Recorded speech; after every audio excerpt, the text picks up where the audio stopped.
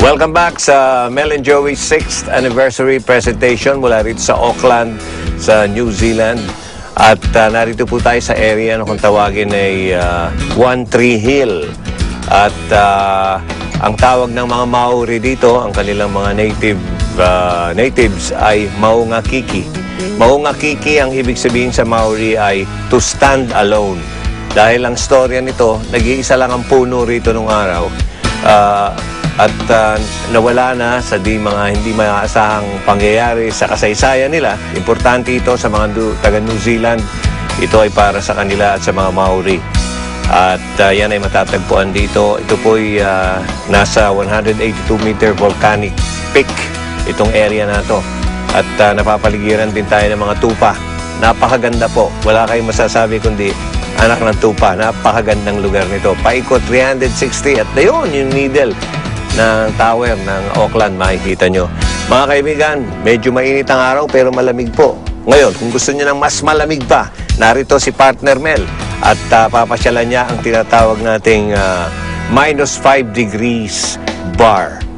Minus 5 bar, kung tawagin. Napakalamig po sa loob. Experience natin yan kasama si Partner Mel.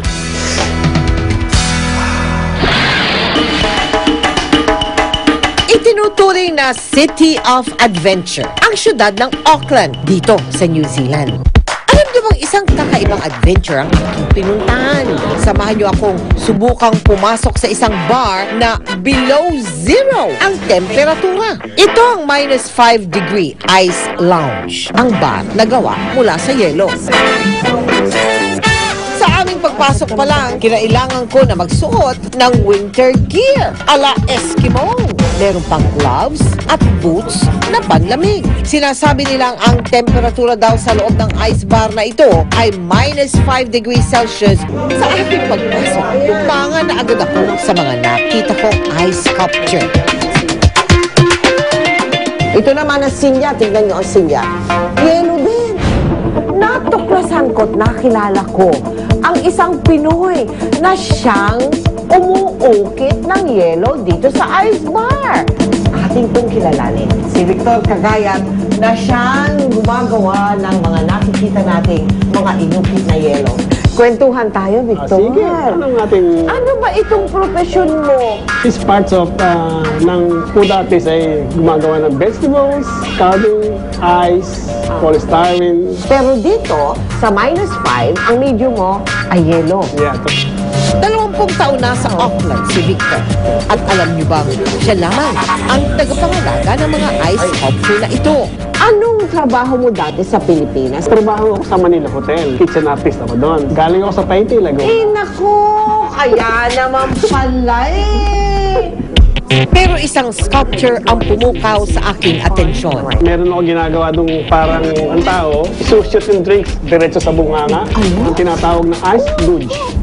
Biruin nyo, pati mga baso na kanilang ginagamit, gawa sa yelo.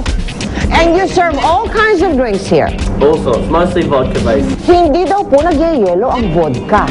Kaya, ang lahat na kanila inumin dito, vodka-based. How do you wash the glass?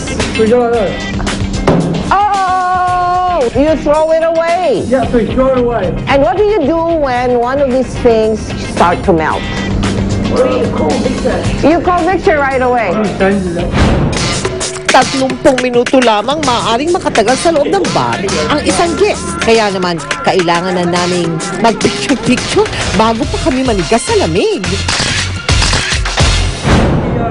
Sulit ang ating adventure dahil isang world-class Pinoy ang ating nakilala.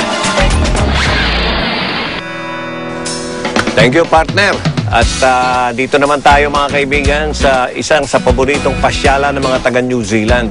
Ito ay nasa harapan ko ang Tamaki Drive. At ang nasa likod ko naman body of water, yan ang Rangitoto Channel. At itong magandang fountain na ito since 1950 pa yan, Ito'y tinatawag na the Trevor Moss Davis Memorial Fountain. Ayan matagal na itong fountain natin. Nandito, naglalaro sila, nagpipiknik. Ayan, kung makikita nyo. iba't ibang laro. Mahilig ang mga New Zealand sa sports eh. At sa mga physical na bagay. Takbuhan lang ng takbuhan yung mga yan. At yan, napakalaking playground para sa mga taga New Zealand. Itong area na ito, mga kaibigan, sa Tamaki Drive. At ngayon naman, susunod na, pagbabalik namin, mga kaibigan, ang tinaguriang First Family. First Filipino family sa New Zealand sa pagbabalik ng 6th anniversary presentation ng Mel and Joey mula rito sa Auckland, New Zealand. Big Six Trivia number 3. Kahit saan ka magpunta sa Auckland, kitang-kita ang Sky Tower na sinasabing isang patunay ng pagiging adventure capital ng New Zealand. Alam niyo kung bakit? Dahil sa New Zealand, nagsimula ang bungee jumping, ang jet boating, ang luge at zorb. At dito mismo sa Sky Tower, masusubukan mong mag-skywalk at mag-sky jump. Yan ang ating Auckland Big Six Trivia. Iba't ibang mga